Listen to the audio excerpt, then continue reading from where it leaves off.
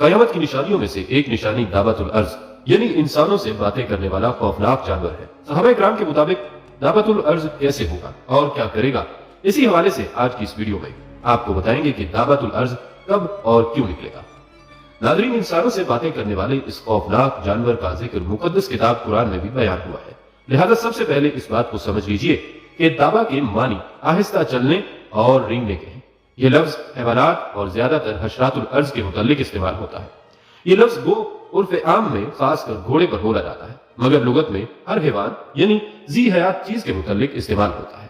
دابۃ الارض کا پیدا ہونا قیامت کی اخیر ترین علامت ہے۔ اس عجیب ترین حیوان کا نام حدیث شریف میں جساسہ آیا ہے۔ دابۃ الارض سے مراد ایک عجیب الخلقت اور نادر شکل کا جانور ہے جو مسجد حرام میں کوہ صفا و مروہ کے درمیان سے برآمد ہوگا، اور جس کا ذکر قرآن مجید میں ان الفاظ سے کیا گیا ہے کہ جو لوگ اللہ کی آیتوں پر یقین نہیں کرتے تھے، جب ان کے اوپر عذاب کا وعدہ ثابت ہو جائے گا تو اللہ پاک زمین سے ان کے لیے ایک جانور نکالیں گے جو ان سے باتیں کرتا ہوگا۔ یہ عجیب و غریب جانور جب قیامت کے قریب نمودار ہوگا تو اس کے بعد کسی کی بھی توبہ قبول نہ ہوگی، اور علماء اکرام فرماتے ہیں کہ وہ جانور چوپایا کی صورت میں ہوگا جس کی درازی 60 گز کی ہوگی۔ اس عجیب الخلقت جانور کی شکل یہ ہوگی کہ چہرہ انسانوں کی طرح، پاؤں اونٹ کی طرح، گردن گھوڑے کی طرح، سرین ہرن کی طرح، سینگ بارہ سنگے کی طرح اور ہاتھ بندر کی طرح ہوں گے۔ اس کے نمودار ہونے کی صورت یہ ہوگی کہ کوہ صفا جو کعبہ کی مشرقی جانب واقع ہے یکایک زلزلہ سے پھٹ جائے گا اور اس میں سے یہ جانور نکلے گا۔ اس کے ہاتھ میں حضرت موسیٰ علیہ السلام کا عصا ہوگا اور دوسرے ہاتھ میں حضرت سلیمان علیہ السلام کی انگشتری ہوگی۔ تمام شہروں اور علاقوں میں اتنی تیزی کے ساتھ دورہ کرے گا کہ کوئی فرد بشر اس کا پیچھا نہ کر سکے گا اور دوڑ میں اس کا مقابلہ کر کے اسے چھٹکارا نہ پا سکے گا۔ یہ جانور جہاں جہاں جائے گا ہر شخص پر نشان لگاتا جائے گا۔ جو صاحب ایمان ہوگا اس کو حضرت موسیٰ علیہ السلام کے عصا سے چھوئے گا اور اس کی پیشانی پر مومن لکھ دے گا، اور جو کافر ہوگا اس پر حضرت سلیمان علیہ السلام کی انگشتری سے سیاہ مہر لگا دے گا اور اس کے منہ پر کافر لکھ دے گا۔ ناظرین، یہ دعوت الارض 3 مرتبہ نکلے گا، اور ایک دفعہ تو حضرت امام مہدی کے زمانہ میں، پھر حضرت عیسیٰ علیہ السلام کے زمانہ میں، اور پھر آخری دفعہ آفتاب کے مغرب کی جانب سے طلوع ہونے کے بعد۔ ناظرین، جس جانور کا یہاں ذکر ہے یہ لوگوں کے بالکل بگڑ جانے اور دین حق کو چھوڑ بیٹھنے کے وقت آخر زمانے میں ظاہر ہوگا، جبکہ لوگوں نے دین حق کو بدل دیا ہوگا۔ یہ مکہ شریف سے نکلے گا، وہ بولے گا، باتیں کرے گا اور کہے گا کہ لوگ اللہ کی آیتوں کا یقین نہیں کرتے تھے، بلکہ ابن عباس کہتے ہیں کہ وہ انہیں زخمی بھی کرے گا۔ بلکہ ناظرین، صحابہ کرام ایک مرتبہ بیٹھے قیامت کا ذکر کر رہے تھے تو رسول اللہ صلی اللہ علیہ وآلہ وسلم عرفات سے آئے، صحابہ کو ذکر میں مشغول دیکھ کر فرمانے لگے کہ قیامت قائم نہ ہوگی کہ تم 10 نشانیاں نہ دیکھ لو۔ پھر حضور صلی اللہ علیہ وسلم نے 10 نشانیاں بتائی اور فرمایا کہ سورج کا مغرب سے نکلنا، دھواں، دعوت الارض، یاجوج ماجوج، عیسیٰ بن مریم کا ظہور اور دجال کا نکلنا، اور مغرب، مشرق اور جزیرہ عرب میں 3 مرتبہ زمین دھس جانا، اور ایک آگ کا عدن سے نکلنا جو لوگوں کا حشر کرے، انہی کے ساتھ رات گزارے اور انہی کے ساتھ دوپہر کا سونا سوئے۔ ناظرین، یہاں یہ بات ذہن میں رہے کہ دعوت الارض 3 مرتبہ نکلے گا، ایک دور دراز کے جنگل سے ظاہر ہوگا اور اس کا ذکر شہر یعنی مکہ تک نہ پہنچے گا، پھر ایک لمبے زمانے کے بعد دوبارہ ظاہر ہوگا اور لوگوں کی زبانوں پر اس کا قصہ چڑھ جائے گا، یہاں تک کہ مکہ میں بھی اس کی شہرت پہنچے گی۔ پھر جب لوگ اللہ کی سب سے زیادہ حرمت و عظمت والی مسجد حرام میں ہوں گے، اسی وقت اچانک دعوت الارض انہیں وہی دکھائی دے گا کہ رکن مقام کے درمیان اپنے سر سے مٹی جھاڑ رہا ہوگا۔ لوگ اس کو دیکھ کر ادھر ادھر ہونے لگیں گے۔ یہ مومنوں کی جماعت کے پاس جائے گا اور ان کے منہ کو مثل روشن ستارے کے منور کر دے گا، اس سے بھاگ کر نہ کوئی بچ سکتا ہے اور نہ چھپ سکتا ہے، یہاں تک کہ ایک شخص اس کو دیکھ کر نماز کو کھڑا ہو جائے گا، یہ اس کو کہے گا اب نماز کو کھڑا ہوا ہے، پھر اس کی پیشانی پر نشان کر دے گا اور چلا جائے گا، اور اس کے ان نشانات کے بعد کافر مومن کا صاف طور پر امتیاز ہو جائے گا، یہاں تک کہ مومن کافر سے کہے گا کہ اے کافر میرا حق ادا کر، اور کافر مومن سے کہے گا اے مومن میرا حق ادا کر۔ سب سے پہلے جو نشانی ظاہر ہوگی وہ سورج کا مغرب سے نکلنا اور دعوت الارض کا زخی کے وقت آ جانا ہے۔ ان دونوں میں سے جو پہلے ہوگا اس کے بعد ہی دوسرا ہوگا، لہذا آپ صلی اللہ علیہ وآلہ وسلم نے فرمایا کہ 6 چیزوں کی آمد سے پہلے نیک اعمال کرنا، سورج کا مغرب سے نکلنا، دھوئیں کا آنا، دجال کا آنا اور دعوت الارض کا آنا۔ ناظرین، دعوت الارض کے ساتھ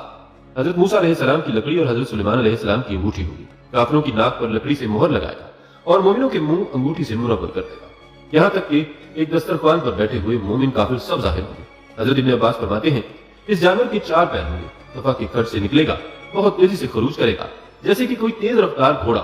لیکن 3 دن میں اس کے جسم کا تیسرا حصہ بھی نہ نکلا ہوتا۔ حضرت عبداللہ بن عمر سے جب اس کی بابت پوچھا گیا تو فرمانے لگے جہاد میں ایک چٹان ہے، اس کے نیچے سے نکلے گا، میں اگر وہاں ہوتا تو تمہیں وہ چٹان دکھا دیتا۔ یہ سیدھا مشرق کی طرف جائے گا اور اس شور سے جائے گا کہ ہر طرف اس کی آواز پہنچ جائے گی۔ پھر شام کی طرف جائے گا، وہاں بھی چیخ لگا کر پھر یمن کی طرف متوجہ ہوگا، یہاں بھی آواز لگا کر شام کے وقت مکہ سے چل کر صبح کو اسفان پہنچ جائے گا۔ لوگوں نے پوچھا پھر کیا ہوگا؟ فرمایا پھر مجھے معلوم نہیں۔ حضرت عبداللہ بن عمر فرماتے ہیں کہ مزدلفہ کی رات کو نکلے گا، اس کے کلام کو سب سنیں گے اور حاملہ کے حمل وقت سے پہلے گر جائیں گے، میٹھا پانی کڑوا ہو جائے گا، دوست دشمن ہو جائیں گے، حکمت چل جائے گی، علم اٹھ جائے گا، نیچے کی زمین باتیں کرے گی، انسان کی وہ تمنائیں ہوگی کہ جو کبھی پوری نہ ہو، ان چیزوں کی کوشش ہوگی جو کبھی حاصل نہ ہو۔ اس بارے میں کام کریں گے جسے کھائیں گے نہیں۔ ابو ہریرہ رضی اللہ تعالیٰ عنہ کا قول ہے کہ اس جانور کے جسم پر سب رنگ ہوگے، اس کے دو سینگوں کے درمیان سوار کے لیے ایک فرسخ کی راہ ہوگی۔ ابن عباس کہتے ہیں کہ یہ موٹے نیزے کے اور بھالے کی طرح کا جانور ہوگا۔ حضرت علی فرماتے ہیں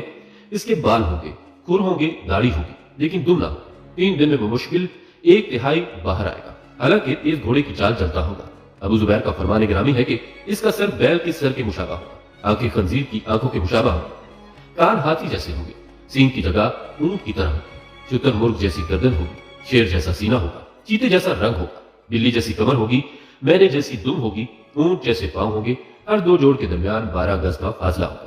اب تو اس طرح مومن کافر ظاہر ہو جائیں گے کہ خرید و فروخت کے وقت، کھانے پینے کے وقت لوگ ایک دوسرے کو اے مومن اور اے کافر کہہ کر بلائیں گے۔ دعوت العرض ایک ایک کا نام لے کر ان کو جنت کی خوشخبری یا جہنم کی بدخبری سنائے گا۔ ناظرین، قیامت کی یہ نشانیاں جب رسول اللہ صلی اللہ علیہ وسلم نے لوگوں کو بتائیں اور ساتھ ہی انسان کے دوبارہ زندہ کر کے حساب لینے کا ذکر کیا تو لوگ حیران و پریشان ہو گئے، اور بہت سے لوگ آپ کی ان باتوں کا مذاق اڑانے لگے اور دونوں باتوں کو ہنسی مذاق کا ذریعہ بنا لیا۔ کچھ نے تو جان بوجھ کر اور کچھ نے کم علمی کی وجہ سے، یعنی دونوں ہی باتیں ان کے لیے سوائے خیالی باتوں کے اور کچھ نہ تھا، تو وہ لوگ اٹھتے بیٹھتے طرح طرح سے مذاق اڑاتے کہ دیکھو محمد صلی اللہ علیہ وسلم نعوذ باللہ دیوانہ ہو گیا، کیسی انہونی باتیں کرتا۔ تو اللہ تعالیٰ انہیں دیوانے لوگوں کو قرآن میں خبر دے رہے ہیں کہ اگرچہ تم یقین نہیں کرتے مگر قیامت کا آنا ضروری ہے اور آ کر رہے گی، اور تم دوبارہ زندہ کیے جاؤ گے، پھر اپنی آنکھوں سے یہ سارا معاملہ دیکھ لو گے۔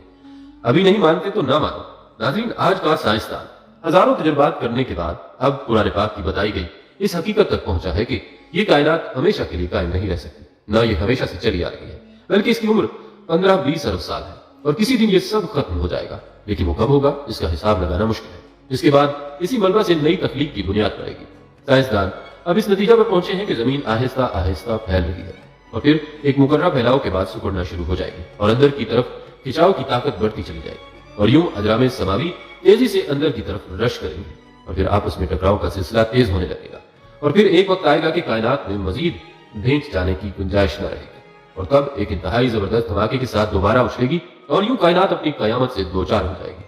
ناظرین، قرآن کی خبر سے ایک ہی پیغام ملتا ہے کہ قیامت کے نزدیک قدرتی آفات زیادہ ہونے لگے ہیں، قیامت کے وقت سور پھونکا جائے گا، یعنی زبردست دھماکہ ہوگا، یہ سب اچانک ہوگا، اور پھر ایک نئی کائنات کا آغاز ہوگا۔ یہ سب سائنس اب بتا رہی ہے جو قرآن پاک نے طویل عرصہ پہلے لوگوں کو بتا دیا تھا۔ اس وقت تو لوگ کفر و شرک میں ڈوبے ہوئے تھے، اپنے آباء و اجداد سے یہی کچھ سنتے آ رہے تھے، اور پھر بے علم بھی تھے۔ اس کے باوجود بہت سے لوگوں نے اس خبر پر غور و فکر کیا اور ایمان لے آئے، اور کچھ بد نصیب اس خبر سے انکار ہی کرتے رہے، مگر فی زمانہ اس خبر سے انکار کرنا سوائے ہٹ دھرمی کے اور کچھ نہیں۔ بہرحال لوگ انکار کریں یا اقرار کریں، اللہ کے پروگرام میں کوئی فرق نہیں آتا۔